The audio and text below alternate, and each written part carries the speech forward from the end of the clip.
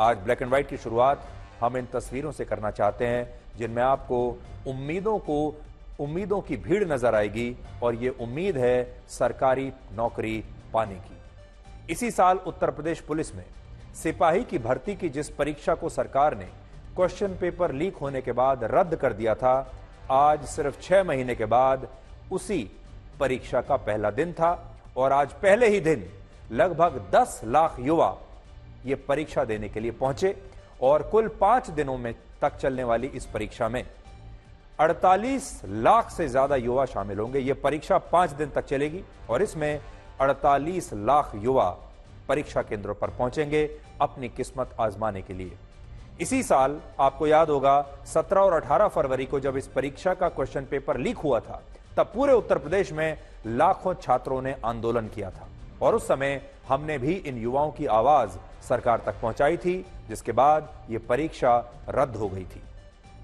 लेकिन आज आप इन लाखों युवाओं के इस जोश को देखिए और सोचिए कि क्या इन युवाओं को देखकर कहीं से भी ऐसा लगता है कि ये उसी परीक्षा में शामिल होने के लिए आए हैं जिसका सिर्फ 6 महीने पहले क्वेश्चन पेपर लीक हो गया था। उसी भरोसे के साथ आए हैं, उसी विश्वास के साथ आए हैं, उसी शिद्दत के साथ आए हैं, उसी जोश के साथ आए हैं और इनका जोश खत्म होने का नाम नहीं लेता।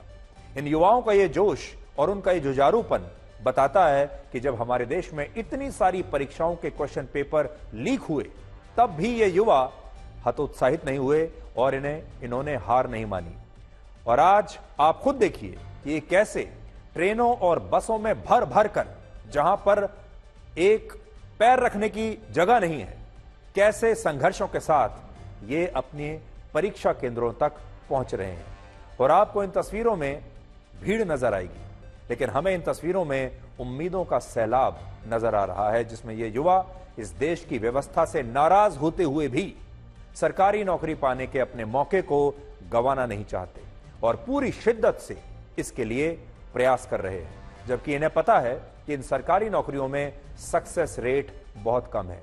इसलिए आज ये जब आप तस्वीरें देखेंगे, पूरे देश के युवाओं को और पूरे देश के लोगों को इन तस्वीरों से भी आज प्रेरणा लेनी चाहिए।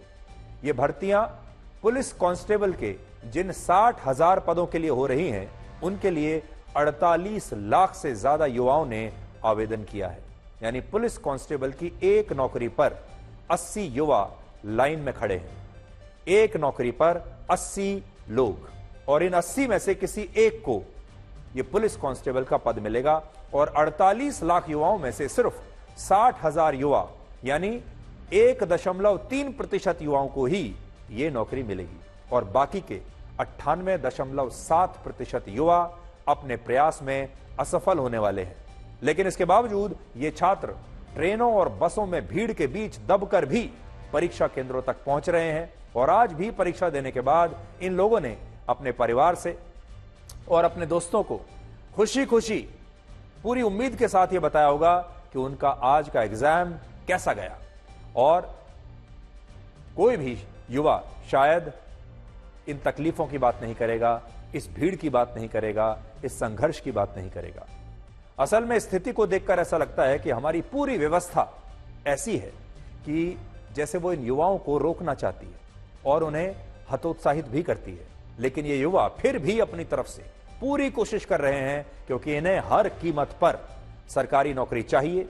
जो एक मौका इन्हें मिला है, उस मौके को ये गंवाना नहीं चाहते और बावजूद इसके कि इन्हें पता है कि सिर्फ 1.3% युवा ही कामयाब होंगे, उसके बाद भी हर युवा अपनी जिंदगी का ये चांस लेना चाहता है पूरी उम्मीद के साथ।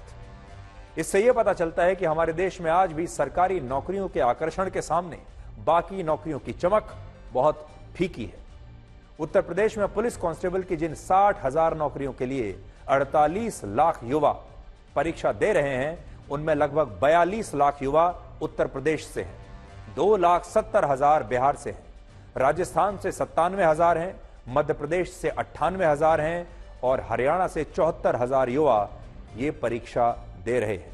यानी भारत के सिर्फ एक राज्य में पुलिस कांस्टेबल की 60,000 सरकारी नौकरियों के लिए न्यूजीलैंड जैसे देश की पूरी आबादी जितने लोग परीक्षा दे रहे हैं और ये भीड़ भी इन युवाओं को उम्मीदों को, इन युवाओं की उम्मीदों को रोक नहीं पाई, उन्हें रौंद नहीं पाई। अब जरा ये तस्वीरें एक बार देख लीजिए और फिर देखिए कि हमारे देश के युवाओं का ये जो जोश है ये कैसे 7वें आसमान तक पहुंच रहा है।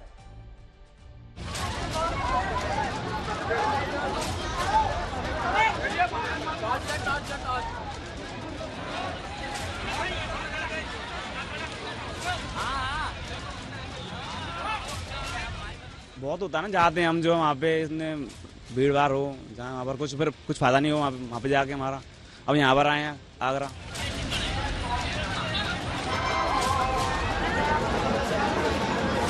आगरा में छोटा सा गांव है, वहाँ से आया हूँ। तो इस बार जहाँ हम आए हैं तो ट्रेन से नहीं, बस से आए हैं हम।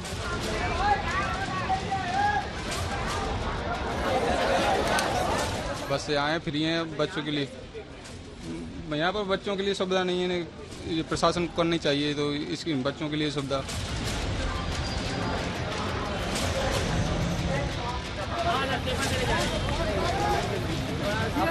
इधर तो बहुत हैं, ये उम्मीद लेके जा रहे हैं। काफी दिनों बाद एग्जाम हो रहा है, 6 महीने बाद। योगी जी ने कहा था तो करवा रहे हैं।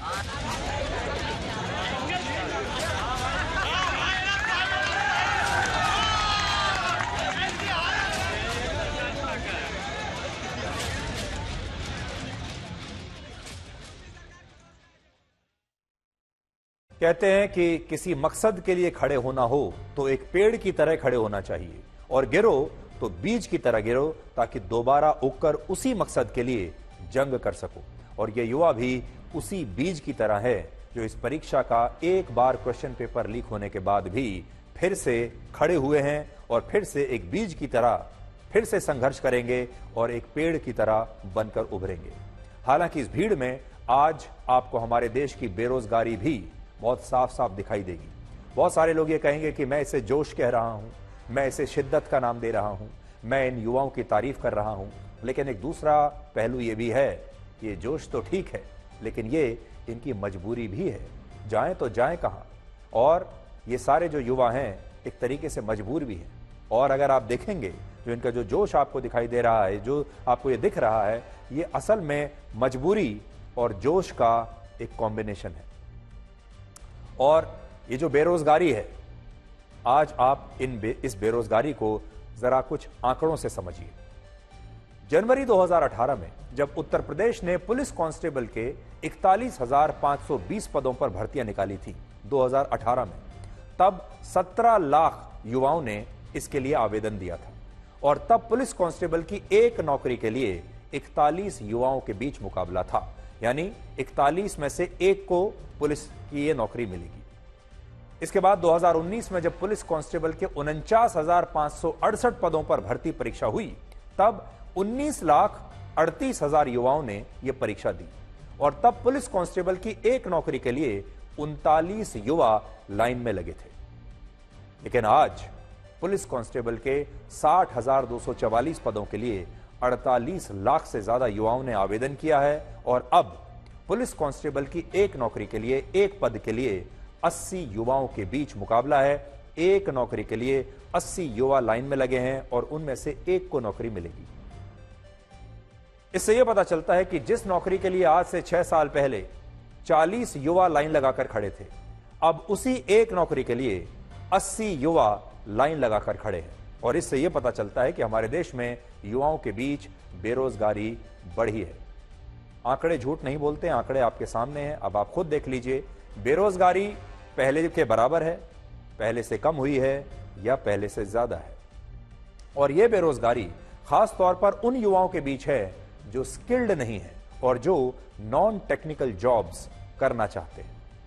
अब आप यह देखिए कि युवाओं की इस भीड़ में वोट बैंक देखने वाले नेता कैसे क्वेश्चन पेपर लीक होने की अफवाह फैलाते हैं, क्योंकि ये एक बिजनेस मॉडल बन गया है राजनीति का भी कि क्वेश्चन पेपर या तो लीक करवा दो और नहीं भी हुआ है तो अफवाह फैला दो कि क्वेश्चन पेपर लीक हो गया। क्योंकि क्वेश्चन पेपर लीक होना अब एक चुनावी मुद्दा बन चुका है, अब एक राजनीतिक मुद्दा बन चुका है जिसे कोई नेता छोड़ना नहीं चाहता।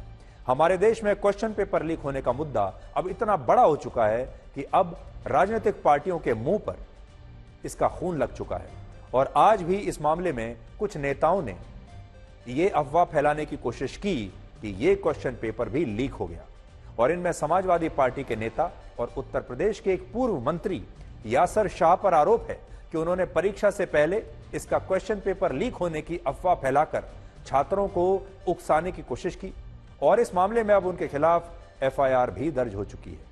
इसके अलावा लखनऊ में भी एक एफआईआर दर्ज हुई जिसके मुताबिक इस परीक्षा से पहले अलग अलग टेलीग्राम चैनल्स के माध्यम से नकली क्वेश्चन पेपर लीक होने की अफवाह फैलाकर छात्रों को ठगी का शिकार बनाया जा रहा था, छात्रों से पैसा लिया जा रहा था ये कहकर कि ये सवाल क्वेश्चन पेपर में आ रहे हैं, आप ये ले लीजिए क्वेश्चन पेपर और पैसा दे दीजिए।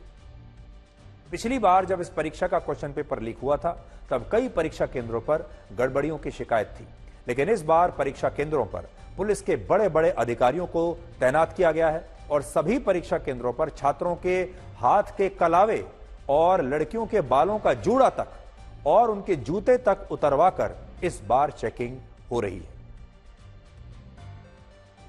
लोग एग्जाम देने आए हैं, परीक्षार्थियों के अलावा जितने भी उनके साथ अभिभावक हैं वो यहाँ से 200 मीटर दूर यहाँ स्टेडियम में चौराहे के पास आ जाएंगे।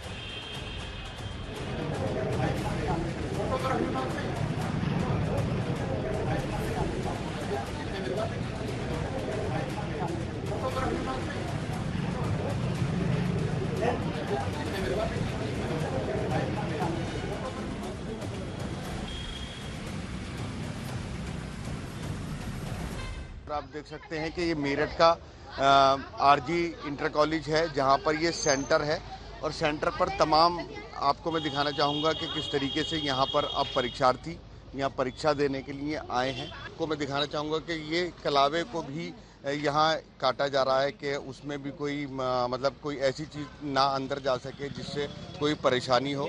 और 3 बार चेकिंग हो रही है, पहले इस लाइन में चेकिंग होती है, इस लाइन में चेकिंग होने के बाद में फिर यहाँ गेट पर उन सब चीज़ों को देखा जाता है, उसके बाद में अंदर मैं आपको दिखाना चाहूँगा कि वहाँ पर चेकिंग होती है और फिर तीसरी लेयर जो है वहाँ पर जो आपको सामने टेबल दिख रही है वहाँ पर जाकर आधार वेरिफिकेशन होता है और आधार वेरिफिकेशन के बाद ही किसी भी छात्र को अंदर जाने दिया जाता है। यहाँ आप देख सकते हैं कि यहाँ क्या क्या चीज़ें नहीं ले जाई जा सकती हैं, जैसे पेपर नहीं ले जा सकता है, pencil box, calculator, wallet, sunglasses, cap, jewellery और फूड आइटम ये भी नहीं ले जा सकते हैं, मोबाइल नहीं ले जा सकते हैं, यूएसबी, कैमरा और स्मार्ट वॉच भी नहीं ले जा सकते हैं, कोई की नहीं होनी चाहिए जिसमें रिमोट लगा हुआ हो, कोई कैप नहीं होनी चाहिए, कोई पेन नहीं होना चाहिए। एग्जामिनेशन सेंटर पे मैं मौजूद हूं और आपके पीछे दिखाने जाऊंगा ठीक परीक्षा शुरू होने के पहले बाहर का माहौल। यहाँ पर पुलिस की तो भारी व्यवस्था है ही, बाहर अगर आप गेट के देखेंगे तो हजारों अभ्यर्थी जो कि एग्जाम देने वाले हैं, जिनका एग्जाम शुरू होने वाला है, वो लगातार कतार में रहकर अपना इंतजार कर रहे हैं। अगर इस कतार से मैं आपको दिखाना चाहूंगा इस रिपोर्ट के जरिए कि कैसे प्रशासन का जो है वो इंतजाम है हर एक एग्जामिनेशन सेंटर पर। ये फर्स्ट लेवल सिक्योरिटी है जो लगाई गई है गेट की ठीक बाद, कई पुलिस वालों को यहाँ पर डिप्लॉयड किया गया है जो आके ये चेक करने पाए कि कोई बाहर का व्यक्ति तो है गेट से एंटर नहीं हो रहा है। एक बार फिर से जरा तस्वीर देख लीजिए, हमारे युवाओं के संघर्ष की तस्वीर, हमारे युवाओं की मजबूरी की तस्वीर, हमारे युवाओं के जोश की तस्वीर, हमारे युवा किस शिद्दत से एक सरकारी नौकरी के लिए कितने संघर्षों के साथ परीक्षा केंद्रों पर पहुंचते हैं, वो सारी तस्वीरें। कैसे रेलवे स्टेशन पर इतनी भीड़ होती है, ट्रेन में चढ़ने के लिए एक संघर्ष होता है, आप देखते जाइए, देखिए।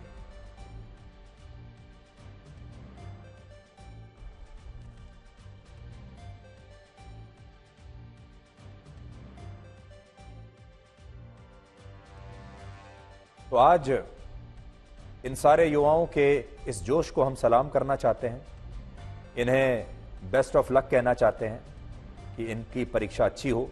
आज 10 लाख लोगों ने परीक्षा दी है, परीक्षा 5 दिनों तक चलेगी, 48 लाख छात्र परीक्षा देंगे। हमारी तरफ से सबको बहुत बहुत शुभकामनाएं हैं। हम तो ये चाहते कि सबकी नौकरी लग जाती, लेकिन 80 लोगों पर एक व्यक्ति की, एक छात्र की नौकरी लगेगी। लेकिन कंपटीशन कितना जबरदस्त हमारे देश में होता जा रहा है, चाहे वो कॉलेज का एडमिशन हो या फिर सरकारी नौकरी की लाइन हो, ये भी आप देख सकते हैं। और इसका कोई ना कोई इलाज हमें सोचना होगा अपने भविष्य की पीढ़ियों के लिए। आखिर हमारे देश के जो छात्र हैं, हमारे देश के युवा हैं, उनका संघर्ष बचपन से शुरू होता है, जब स्कूल में एडमिशन की लाइन लगती है, जब आपको अपना मनपसंद स्कूल नहीं मिलता, उसके बाद उसमें मनपसंद विषय नहीं मिलते, उसके बाद कॉलेज में मनपसंद विषय नहीं मिलते, क्योंकि उसके लिए भी लंबी लाइन है। दिल्ली यूनिवर्सिटी जैसे विश्वविद्यालय में 100% कट ऑफ मार्क्स हैं, तो आप सोच लीजिए कि कितनी प्रतियोगिता है। वो भी कर लिया, उसके बाद हर सरकारी नौकरी के लिए कितनी लंबी लाइन लगी है, ये भी आपने देख लिया। अब बड़ी बात यह है कि हमारे देश के जो करोड़ों युवा हैं, पीढ़ी दर पीढ़ी इस तरह का संघर्ष कब तक करते रहेंगे? कब तक इन युवाओं के जीवन में यही सब चलता रहेगा? ये हमारे देश के नेताओं को, हमारे देश की सरकारों को अब सोचना होगा, क्योंकि आज एक कांस्टेबल की भर्ती के लिए 80 छात्रों की लाइन है। हो सकता है 2-4 साल के बाद ये 80 छात्रों की लाइन 150 की हो जाए और फिर कुछ समय के बाद 500 की भी हो जाए। आज आपको यह भी देखना चाहिए कि जब कोलकाता और बदलापुर की घटनाओं में पुलिस की कार्यशैली को लेकर इतने सवाल उठ रहे हैं, खाकी वर्दी को लेकर हमारे देश में इतना रोष है, सुप्रीम कोर्ट तक ये कह रहे हैं कि पुलिस जिस तरह से काम कर रही है ये तो बहुत लापरवाही हो रही है, ऐसे में भी इस देश के लाखों युवा उसी पुलिस की नौकरी के लिए अपनी पूरी ताकत लगा रहे हैं, पूरी ताकत झोंक रहे हैं, क्योंकि इतनी बड़ी संख्या में, सोचिए 48 लाख लोगों को तो सिर्फ एक राज्य उत्तर प्रदेश की पुलिस में कांस्टेबल बनना है। एक और बड़ा विरोधाभास यह है कि जब हमारे देश में लाखों युवा सरकारी नौकरी के लिए इतनी भीड़ में संघर्ष कर रहे हैं, तब इसी देश में इंटरनेट पर नौकरी से ज्यादा पॉर्न वीडियोस को सर्च किया जा रहा है। और हमारा अगला विश्लेषण इसी के बारे में है। ये एक चिंताजनक विश्लेषण है, लेकिन इससे पहले कि मैं ये विश्लेषण शुरू करूं, आपको बताना चाहता हूं कि हम जानते हैं हमारा ये शो एक पारिवारिक शो है। आप अपने पूरे परिवार के साथ बैठकर ये शो देखते हैं, हर रात आप इंतजार करते हैं 9 बजने का, और हम जो खबरें आपके लिए लाते हैं, जो विश्लेषण लाते हैं, वो भी इसी हिसाब से चुनते हैं ताकि आपके परिवार में सबके लिए इसमें कुछ ना कुछ हो। लेकिन हमारा यह भी मानना है कि अगर आज हमने इस विषय पर आपसे बात नहीं की तो शायद तब बहुत देर हो जाएगी। इसलिए विषय थोड़ा जटिल है। विषय ऐसा है जहां आज भी हमारे देश के परिवार इस विषय के बारे में आपस में बात नहीं करते। लेकिन बात नहीं करते इसका मतलब ये नहीं है कि ये विषय है नहीं, इसका मतलब ये नहीं है कि ये समस्या नहीं है। ये समस्या आज हर परिवार के बीच में है। आप चाहे इसके बारे में बात ना करें, चाहे आप इसे छुपा कर रखें, लेकिन आपके परिवार में भी, आपके घर में भी ये समस्या जन्म ले चुकी है। इसलिए आज इसके बारे में बात कर रहे हैं। जिस समय हमारे देश में चारों तरफ महिलाओं की सुरक्षा की बात हो रही है, लोग कह रहे हैं कि महिलाओं को अपराधों और अपराधियों से आजादी कब मिलेगी, ऐसे में उसी समय हमारे देश में इंटरनेट पर लोग महिला सुरक्षा से ज्यादा पॉर्न वीडियोस को सर्च कर रहे हैं। 10 अगस्त से 20 अगस्त के बीच, मैं यही 10 अगस्त से 20 अगस्त के बीच की बात कर रहा हूं, अभी की, पिछले हफ्ते की, भारत में गूगल पर पॉर्न वीडियोस को सर्च करने का एवरेज इंटरेस्ट 90.8% रहा है, जबकि जॉब्स यानी नौकरियों को सर्च करने का एवरेज इंटरेस्ट हमारे देश में सिर्फ 17.4% रहा है। और कोलकाता की इस रेप और मर्डर की घटना को सर्च करने का एवरेज इंटरेस्ट 30% रहा है। यानी इंटरनेट की सर्च हिस्ट्री में पॉर्न वीडियोस के मुकाबले नौकरी और महिला सुरक्षा का मुद्दा दूर दूर तक नहीं है। सबसे ज्यादा शर्मनाक बात यह है कि इसी देश में लोग इंटरनेट पर कोलकाता की घटना का रेप वीडियो ढूंढ रहे हैं, और लोगों ने गूगल पर कोलकाता रेप वीडियो लिखकर न जाने कितनी बार सर्च किया है, और बहुत सारे लोग पीड़ित डॉक्टर का, उस पीड़ित महिला डॉक्टर का नाम लिखकर इंटरनेट पर उसके रेप का वीडियो खोज रहे हैं। सोचिए, हमारे देश के लोग इंटरनेट पर कोलकाता में महिला डॉक्टर के रेप का वीडियो देखना चाहते हैं, पूरी शिद्दत के साथ उसे इंटरनेट पर खोज रहे हैं, सर्च कर रहे हैं। इसके बाद लोगों ने कोलकाता फुल स्टोरी वीडियो लिखकर सर्च किया, और बहुत सारे लोग ऐसे भी हैं जिन्होंने पीड़ित डॉक्टर की तस्वीर सर्च की, और हमें यह कहते हुए शर्म आ रही है कि कुछ लोग इस पीड़ित महिला डॉक्टर के नाम के साथ पॉर्न वीडियो लिखकर भी इंटरनेट पर सर्च कर रहे हैं। भारत सरकार ने पोर्नोग्राफी से जुड़ी, यानी पॉर्न से जुड़ी 800 से ज्यादा वेबसाइट्स को ब्लॉक किया हुआ है, प्रतिबंधित किया हुआ है। इन्हें आप देख नहीं सकते क्योंकि ये वेबसाइट्स ब्लॉक्ड हैं, बैंड हैं। लेकिन इसके बावजूद आज भी हमारे देश में स्मार्टफोन्स का इस्तेमाल करने वाले लगभग 90% लोग अपने मोबाइल फोन पर ही पॉर्न वीडियोस देख लेते हैं। इसके अलावा दुनिया में अमेरिका और ब्रिटेन के बाद सबसे ज्यादा पॉर्न वीडियोस हमारे देश में देखे जाते हैं। यह सुनकर आपके होश उड़ जाएंगे कि भारत में 18 से 24 वर्ष के 44% युवा अपने मोबाइल फोन पर हफ्ते में कम से कम 2 बार पॉर्न वीडियोस देख रहे हैं।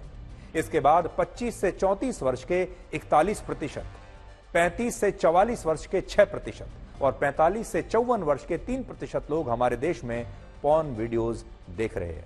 इसका मतलब यही हुआ कि हमारे देश में 18 से 34 साल के जिन युवाओं को नौकरियों के बारे में सोचना चाहिए, टेक्नोलॉजी के बारे में इंटरनेट पर सर्च करना चाहिए, उनमें से ज्यादातर युवा इस समय पॉर्न वीडियोस को सर्च कर रहे हैं। भारत में पिछले 6 महीने में गूगल पर पॉर्न वीडियोस को सर्च करने का एवरेज इंटरेस्ट 84.1% रहा है, जबकि जॉब्स यानी नौकरियों को सर्च करने का एवरेज इंटरेस्ट सिर्फ 16.6% रहा है। और यहां बात सिर्फ इस 6 महीने की नहीं है जो मैं आपको बता रहा हूं, यह तो इस साल के पहले 6 महीने में हमारे देश के लोग क्या खोज रहे थे इंटरनेट पर, वो मैंने आपको बताया। लेकिन पिछले साल और उससे भी पिछले साल हमारे देश में लोगों ने नौकरी, शिक्षा, स्वास्थ्य और अर्थव्यवस्था से ज्यादा पॉर्न वीडियोस को ही सर्च किया था। और इसके अलावा भारत में पॉर्न हब वेबसाइट पर एक यूजर औसतन 8 मिनट 22 सेकंड तक ऑनलाइन रहता है, जबकि असम, बिहार, राजस्थान, चंडीगढ़ और पश्चिम बंगाल के लोग इस पॉर्न वेबसाइट पर एक बार क्लिक करने के बाद सबसे ज्यादा 9 मिनट से ज्यादा देर तक एक्टिव रहते हैं। और यह भारत के लिए अच्छी खबर बिल्कुल नहीं है। हमने अपनी फिल्मों से अश्लीलता को दूर रखने के लिए एक सेंसर बोर्ड बनाया था और हर फिल्म को आज भी उस सेंसर बोर्ड का सर्टिफिकेट लेना पड़ता है। सेंसर बोर्ड तय करता है कि यह फिल्म हमारे देश के समाज के लिए ठीक है या नहीं, उसके हिसाब से उसका सर्टिफिकेशन होता है, जिसमें वो कहते हैं कि यह फिल्म एडल्ट होगी, यह फिल्म 13 साल 11 साल के बच्चे इसको देख सकते हैं या नहीं देख सकते हैं, या इसे पूरा परिवार देख सकता है। लेकिन इंटरनेट पर मौजूद अश्लील वीडियोस को लेकर हमारे देश में कोई ठोस कानून और दिशा निर्देश नहीं है। ओटीटी पर आपको जो दिखाया जा रहा है उसे लेकर कोई ठोस कानून और दिशा निर्देश नहीं है। और पॉर्न वीडियोस बलात्कार के मामलों में अब एक बहुत बड़ी वजह बनते जा रहे हैं। इसलिए आज बड़ा सवाल यह है कि हमारे देश में बलात्कारों के पीछे क्या पॉर्न वीडियोस का एक बहुत बड़ा हाथ हो सकता है, क्योंकि अब बड़ी संख्या में लोग इन पॉर्न वीडियोस को देख रहे हैं। कोलकाता की घटना में जिस 33 वर्ष के व्यक्ति ने यह काम किया, उसने ये रेप करने से पहले एक हिंसक पॉर्न वीडियो देखे, मतलब वो हिंसक पॉर्न वीडियोस देख रहा था इस रेप को करने से पहले। और इस आरोपी को भी पॉर्न वीडियोस देखने की लत थी। सीबीआई ने इस आरोपी का जो साइकोलॉजिकल टेस्ट किया, उसमें भी यही बात पता लगी कि यह आरोपी अंदर से एक जानवर की तरह है, जिसे इस घटना पर ना तो कोई अफसोस है, ना ही अपने किए पर कोई पछतावा है। और ये एक यौन विकृति रखने वाला इंसान है, जिसे अंग्रेजी भाषा में हम सेक्सुअल परवर्ट कहते हैं। और यहां बात सिर्फ इस एक घटना की नहीं है। 2024 चल रहा है, पीछे याद कीजिए वर्ष 2012 में जब दिल्ली में निर्भया के साथ एक चलती बस में गैंगरेप हुआ था। उस समय निर्भया रेप कांड जो था उसने पूरी दुनिया को, पूरे देश को हिलाकर रख दिया था। तब भी उस मामले में दोषियों ने ये गैंग रेप करने से पहले पॉर्न वीडियोस देखे थे, जबकि वर्ष 2018 के देहरादून गैंगरेप मामले में भी सभी आरोपी पॉर्न वीडियोस देखकर आए थे। और इन लड़कों ने जिस लड़की का गैंगरेप किया वो उन्हीं के स्कूल में पढ़ती थी। और ऐसी न जाने और कितनी घटनाएं हैं जिनमें बलात्कार से पहले आरोपियों को पॉर्न वीडियोस देखने की ही लत थी। इसी साल जुलाई के महीने में आंध्र प्रदेश में एक 8 साल की बच्ची का गैंगरेप हुआ और ये गैंगरेप करने वाले तीनों लड़के नाबालिग थे और पॉर्न देखने के एडिक्टेड थे। और उस समय इन लड़कों ने पुलिस को यही बताया कि उन्होंने पॉर्न वीडियोस में जो कुछ देखा वही वो इस बच्ची के साथ करने की कोशिश कर रहे थे और इसीलिए उन्होंने उसका गैंगरेप किया। और यह बात बहुत खतरनाक है। वर्ष 2020 में भी आंध्र प्रदेश के कृष्णा जिले में बलात्कार की 220 घटनाएं हुई, जिनमें अधिकांश घटनाओं में आरोपी नाबालिग थे और उन्होंने अश्लील वीडियोस देखने के बाद ही इन घटनाओं को अंजाम दिया। इससे आप समझ सकते हैं कि यह विषय असल में कितना गंभीर है और आज हमारा सरकार से यह आग्रह है कि वो अगर महिलाओं के खिलाफ अपराधों को रोकना चाहती है तो उसे इन पॉर्न वीडियोस को भी हमारे समाज में वायरस की तरह फैलने से रोकना होगा और समाज को भी ये सोचना होगा कि वो किस दिशा में जा रहा है। वैसे तो जो मैच्योर्ड डेमोक्रेटिक देश होते हैं, यानी जो परिपक्व लोकतांत्रिक देश होते हैं, जो परिपक्व सोसाइटीज होती हैं, जो परिपक्व समाज होते हैं, वहां पर आप किसी भी तरह के रोक टोक लोगों पर लगा नहीं सकते। लोग कहते हैं कि हम क्या खाएंगे, क्या पहनेंगे, कैसी जीवन शैली जिएंगे, किस धर्म को मानेंगे, हम कैसी शैली जीना चाहते हैं, अपने जीवन की कैसी शैली हम रखेंगे और हम क्या देखना चाहते हैं, इस पर हमें कोई आदेश नहीं चाहिए। इसमें हमें सरकार का कोई हस्तक्षेप नहीं चाहिए। हम बड़े हैं, हम वयस्क हैं, हम एडल्ट हैं। अगर हमें यह पता है कि किसे वोट डालना है तो हमें यह भी पता है कि अपने मोबाइल फोन पर क्या देखना है। और बहुत सारे देश इसका सम्मान करते हैं और कहते हैं कि हम आपको पूरी इजाजत देते हैं कि आपको क्या खाना पीना है, क्या पहनना है, क्या देखना है, आप देखिए। लेकिन हमें ऐसा लगता है कि हमारा देश अभी उस स्थिति में नहीं पहुंचा है, हमारा समाज अभी उस स्थिति में नहीं पहुंचा है जहां लोगों को ये देखने की आजादी पूरी तरह से दे दी जाए, क्योंकि हमारा समाज अभी उतना परिपक्व नहीं है और इसीलिए हमारे समाज में बड़ी संख्या में लोग, उनके पैर अभी फिसल रहे हैं और ये आने वाले समय में भारत की सबसे बड़ी चुनौती होने वाला है।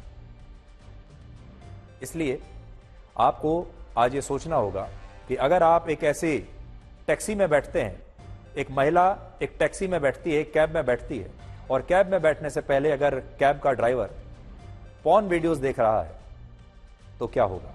अगर आप एक ई रिक्शा में जाते हैं, अगर आप एक रिक्शा लेते हैं, अगर आप एक बस में जा रहे हैं, आप स्कूल में जा रहे हैं, कॉलेज में जा रहे हैं और वहां भी आपके साथ बैठने वाले लोग आपसे मिलने से पहले पॉर्न वीडियोस देख रहे थे, तो आप क्या करेंगे।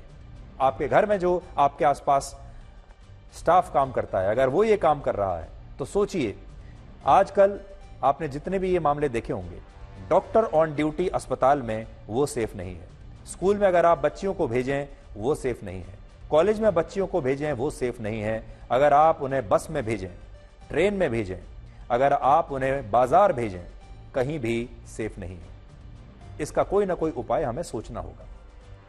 अब हम आपको यह बताएंगे कि क्या कोलकाता के मामले में पूर्व प्रिंसिपल डॉक्टर संदीप घोष के तार मुख्यमंत्री ममता बनर्जी से जुड़े हुए हैं। क्या ममता बनर्जी उन्हें पीछे से समर्थन देती थी। ये आरोप लगातार उसी दिन से लग रहे हैं कि डॉक्टर संदीप घोष जो हैं, उन्हें सरकार की बैकिंग हासिल है, उन्हें सरकार का समर्थन कहीं ना कहीं हासिल है। आज मैं अपने साथ एक चिट्ठी लेकर आया हूं और यह चिट्ठी पश्चिम बंगाल की मुख्यमंत्री, पश्चिम बंगाल की गृह मंत्री और पश्चिम बंगाल की स्वास्थ्य मंत्री ममता बनर्जी ने चिट्ठी लिखी है। चिट्ठी है 30 जून 2022 की और इस चिट्ठी में मुख्यमंत्री ममता बनर्जी ने वर्ष 2022 में डॉक्टर संदीप घोष को उनके जन्मदिन पर बधाई दी थी। और डॉक्टर संदीप घोष वही शख्स हैं जिन्हें इस्तीफे के बाद ममता बनर्जी की सरकार ने सिर्फ 12 घंटे के अंदर एक दूसरे बड़े मेडिकल कॉलेज का प्रिंसिपल नियुक्त कर दिया। और यह मेहरबानी इस प्रिंसिपल पर शायद इसीलिए हुई क्योंकि ममता बनर्जी इन्हें काफी पसंद करती हैं और इस चिट्ठी को पढ़कर तो ऐसा ही लगता है कि इस प्रिंसिपल को सीधे मुख्यमंत्री तक इनकी पहुंच थी। और सोचिए, जब मुख्यमंत्री तक आपकी पहुंच हो तो कोलकाता पुलिस आपका क्या बिगाड़ सकती है। इसलिए आज ये चिट्ठी मेरे हाथ में है। कितनी बार आपने ऐसा सुना है कि किसी बड़े राज्य का मुख्यमंत्री एक मेडिकल कॉलेज के प्रिंसिपल को खुद उनके जन्मदिन पर बधाई देने के लिए उन्हें चिट्ठी लिखे। मैं पढ़कर आपको बता देता हूं, देखिए क्या लिखा है। Dear professor Ghosh, please accept my heartiest greetings and best wishes on your birthday. May you fulfil all your dreams and may your life be blessed with more happiness, success and good health in the days ahead. I also wish your family members all the best. With regards, yours sincerely, Mamta Banerjee.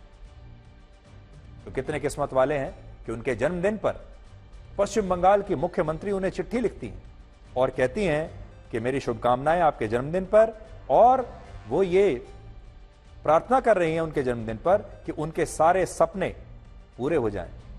क्या यही सपना था doctor Ghosh का जो उनके अस्पताल में हो रहा था? क्या वो यही करना चाहते थे? आज बड़ा सवाल यह है। अब हम आपको प्रधानमंत्री मोदी और यूक्रेन के राष्ट्रपति जेलेंस्की की वो तस्वीरें दिखाएंगे जो आज पूरी दुनिया में ट्रेंड हो रही है। और इन तस्वीरों में प्रधानमंत्री मोदी राष्ट्रपति जेलेंस्की के कंधे पर हाथ रखकर उनके दर्द को समझ रहे हैं और पूरी दुनिया ये पूछ रही है कि क्या इस युद्ध को रोकना मुमकिन है? और अब बड़ा सवाल यह है कि क्या रशिया और यूक्रेन में मोदी है तो मुमकिन है का नारा गूंजेगा? ये तस्वीरें उस समय की हैं जब प्रधानमंत्री मोदी यूक्रेन के राष्ट्रीय संग्रहालय पहुंचे और वहां उन्होंने युद्ध में मारे गए यूक्रेन के बच्चों को अपनी श्रद्धांजलि दी। और इस दौरान राष्ट्रपति जेलेंस्की काफी गंभीर थे और इस दौरान 73 वर्ष के प्रधानमंत्री मोदी ने अपने से 27 साल छोटे 46 वर्ष के राष्ट्रपति जेलेंस्की के कंधे पर अपना हाथ रखा, उनके दर्द को समझने की कोशिश की और कहा कि युद्ध की विभीषिका बड़ी दुखद होती है और युद्ध बच्चों के लिए बहुत विनाशकारी होता है। तो प्रधानमंत्री मोदी ने आज कैसे यूक्रेन का दर्द समझा, वो तस्वीर आज हम आपको दिखाने वाले हैं। इससे पहले प्रधानमंत्री मोदी पोलैंड की राजधानी वॉर्सो से 10 घंटे की रेल यात्रा करके यूक्रेन की राजधानी कीव पहुंचे और लगभग 7 घंटे तक कीव में रुकने के बाद अब वो इसी ट्रेन से वापस पोलैंड के रास्ते में है और पोलैंड पहुंचने में भी उन्हें उतना ही 10 घंटे का समय लगेगा। इसलिए ये यात्रा थोड़ी अलग है। इस यात्रा में 10 घंटे का रास्ता है, फिर 7 घंटे वो वहां रुके और 10 घंटे की वापसी, यानी यात्रा में 20 घंटे और वहां रुकने के सिर्फ 7 घंटे। इससे पहले आज कीव में प्रधानमंत्री मोदी ने भारतीय समुदाय के लोगों के साथ भी मुलाकात की और उन्होंने कीव में महात्मा गांधी की उस प्रतिमा पर भी पुष्प अर्पित किए जिसे महात्मा गांधी की 151वीं जयंती पर वर्ष 2020 में यहां स्थापित किया गया था। आज प्रधानमंत्री मोदी और राष्ट्रपति जेलेंस्की के बीच द्विपक्षीय बैठक हुई जिसमें भारत और यूक्रेन के बीच कृषि, खाद्य, सांस्कृतिक सहयोग और मानवीय मदद को लेकर 4 बड़े समझौते भी हुए हैं और इसमें भारत द्वारा रशिया से कच्चा तेल खरीदने के मुद्दे पर भी चर्चा हुई। हालांकि इस बैठक के बीच सबसे बड़ा बयान राष्ट्रपति जेलेंस्की की तरफ से आया है और उन्होंने कहा कि भारत वो देश है जो राष्ट्रपति पुतिन को युद्ध रोकने के लिए कह सकता है और प्रधानमंत्री मोदी इसमें एक बड़ी भूमिका निभा सकते हैं। और प्रधानमंत्री मोदी ने भी ये कहा कि उन्होंने राष्ट्रपति पुतिन से कहा था कि शांति का समाधान युद्ध क्षेत्र से नहीं निकल सकता।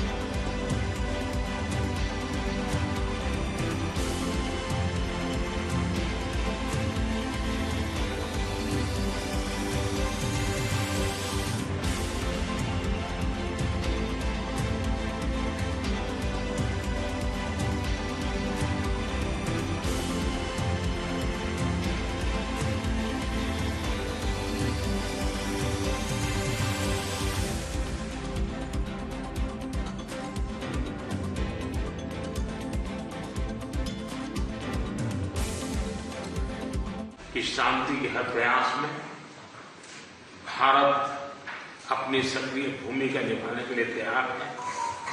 व्यक्तिगत रूप से मैं भी अगर इसमें कोई योगदान कर सकता हूं तो मैं जरूर करना चाहूंगा। एक मित्र के रूप में मैं आपको विश्वास दिलाऊंगा। एक्सेलेंसी, मैं आज जब आया हूं और नेशनल डे है, मैं चाहूंगा कि हम सब जल्दी से जल्दी शांति के सूरज को उगता हुआ देखें। मेरी तरफ से शांति के हर प्रयास में सक्रिय योगदान की भूमिका के साथ आपके स्वागत सत्कार के लिए मैं हृदय से आपका बहुत बहुत कि किसी भी समस्या का समाधान रणभूमि में कभी भी नहीं होता है।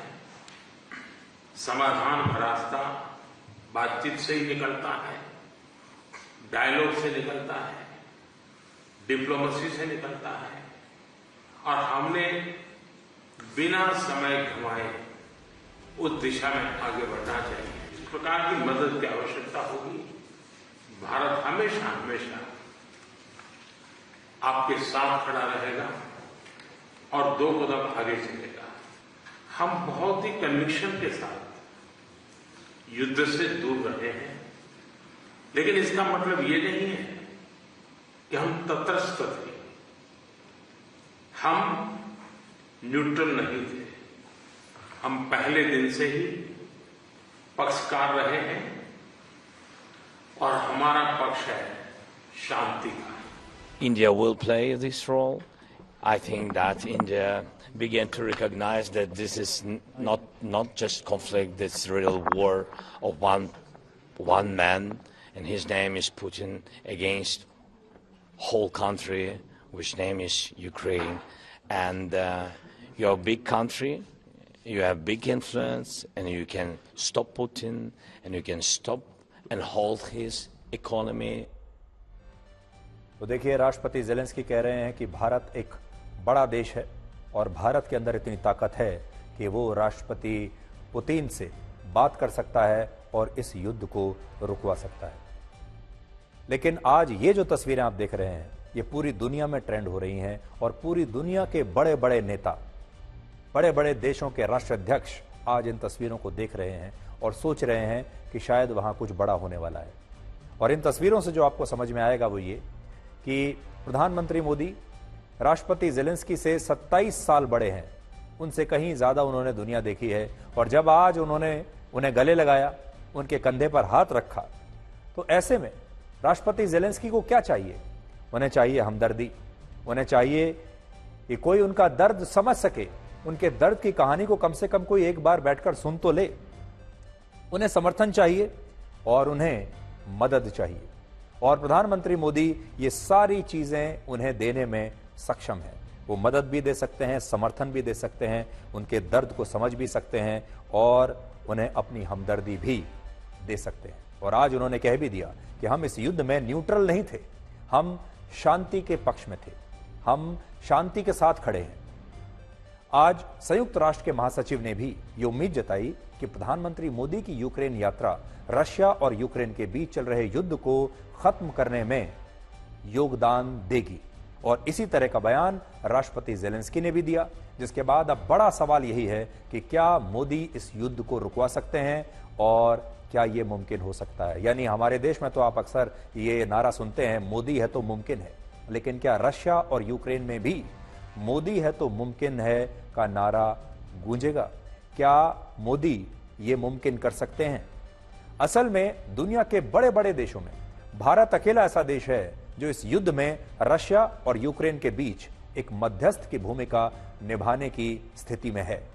यह भूमिका, अब देखिए, दुनिया में अगर हम देखें, कोई तो बड़ा देश ऐसा चाहिए जो इन दोनों के बीच शांति का समझौता करा सके।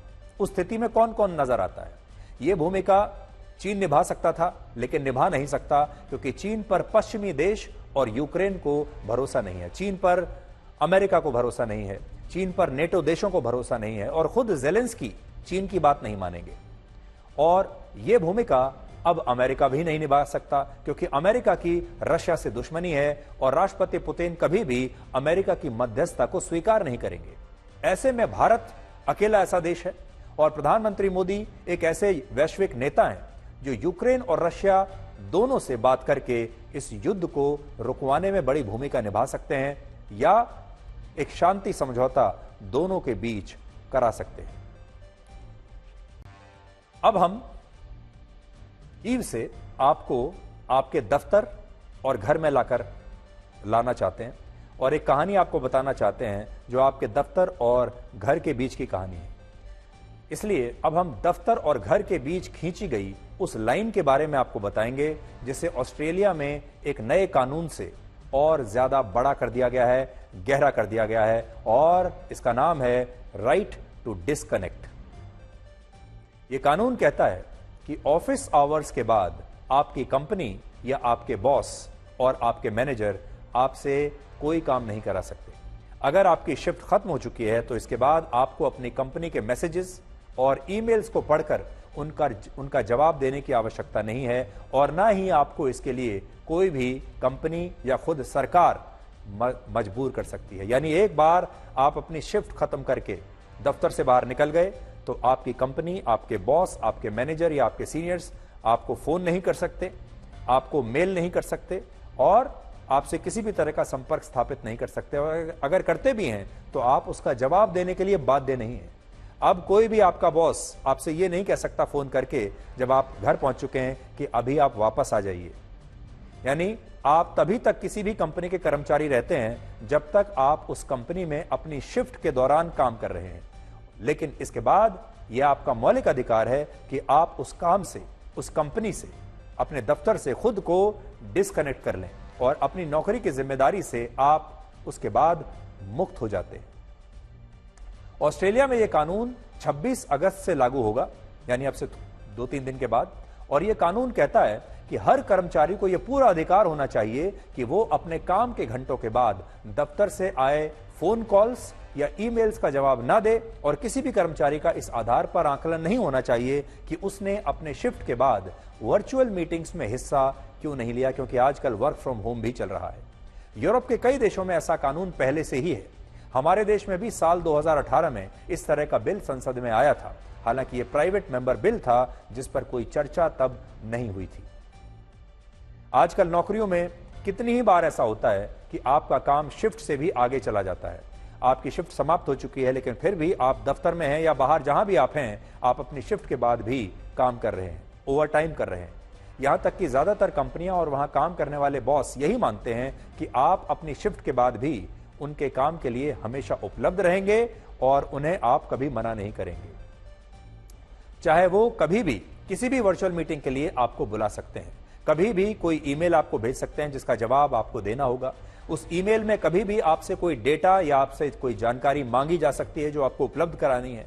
कोई भी आपसे कह सकता है कि ये मेल है और अब आप एक जल्दी से एक प्रेजेंटेशन बनाकर हमें अभी भेजिए, और वो आपको उसी समय सब कुछ करना होगा। इस वजह से अब कई लोगों के लिए दफ्तर और घर के बीच एक संतुलन बनाना बहुत मुश्किल हो गया है। आप में से बहुत सारे लोग ऐसे होंगे जो दफ्तर के बाद जब घर पहुंचते हैं तो भी उनका दफ्तर का काम चलता रहता है। खासतौर पर जो बहुत सारी महिलाएं हैं वो अक्सर ये शिकायत भी करती होंगी अपने पतियों से, और आजकल जो प्रोफेशनल महिलाएं हैं उनके साथ भी यही होता होगा। इसमें पुरुष और महिलाओं के बीच कोई भेदभाव नहीं है, लेकिन बहुत सारे लोग अब ऐसे हैं जो असल में अपने घर में रहते हुए भी सिर्फ दफ्तर से ही जुड़े रहते हैं हर समय मानसिक रूप से, और घर में भी दफ्तर के लिए ही काम करते रहते हैं। हर वक्त उनका लैपटॉप खुला रहता है। कोविड के बाद दुनिया में वर्क फ्रॉम होम का कल्चर बहुत तेजी से बढ़ा। पहले आपने देखा होगा कि आपके परिवार के लोग आपसे हमेशा शिकायत भरे लहजे में कहते होंगे कि दफ्तर का काम दफ्तर में छोड़कर आया करो, दफ्तर का काम घर में मत लाया करो। लेकिन जब पूरा की पूरा दफ्तर ही आपके घर में शिफ्ट हो जाए और उसे वर्क फ्रॉम होम कहने लगे, तब आप क्या करेंगे? वर्क फ्रॉम होम की वजह से लोगों के काम के जो घंटे हैं वो बहुत बढ़ गए। कोई शिफ्ट का जो टाइम है वो बचा नहीं। दफ्तर को लगता है कि आप हर समय उनके लिए उपलब्ध हैं, जिससे आपकी निजी जिंदगी और पारिवारिक जिंदगी खराब हो रही है। और एक दिलचस्प जानकारी है कि भारत में ज्यादातर लोग दफ्तर में ज्यादा घंटे काम करने में और छुट्टी वाले दिन भी ऑफिस जाने में बड़ा गर्व महसूस करते हैं, और उन्हें लगता है कि ज्यादा काम ही उनकी तरक्की की सबसे बड़ी वजह बनेगा। अपनी लॉयल्टी दिखाने का, अपना कॉम्पिटेंस दिखाने का सबसे बड़ा तरीका हमारे देश में लोग सोचते हैं कि वो जितना ज्यादा अपनी शिफ्ट से काम बाहर जाकर काम करेंगे, जितना सैटरडे संडे को भी काम करेंगे और जितना अपने बॉस को दिखाएंगे कि वो हर समय उपलब्ध है, उतनी ही ज्यादा प्रमोशन होगी। जबकि ऐसा नहीं है।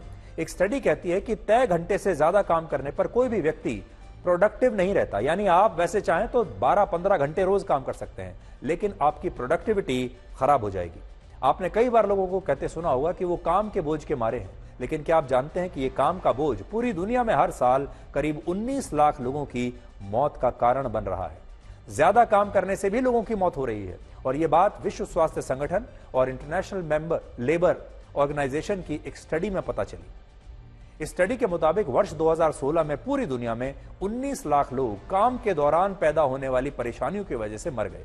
इनमें से करीब 7.5 लाख लोगों की मौत हार्ट अटैक से हुई, करीब 4.5 लाख लोगों की मौत दफ्तर में होने वाले वायु प्रदूषण की वजह से हो गई, पोल्यूशन की वजह से, जबकि नौकरी के दौरान होने वाली दुर्घटनाओं की वजह से भी 3.5 लाख लोग मारे गए। इन 19 लाख मौतों में से करीब 7.5 लाख मौतों के पीछे जरूरत से ज्यादा काम का दबाव और लॉन्ग वर्किंग आवर्स को माना गया है।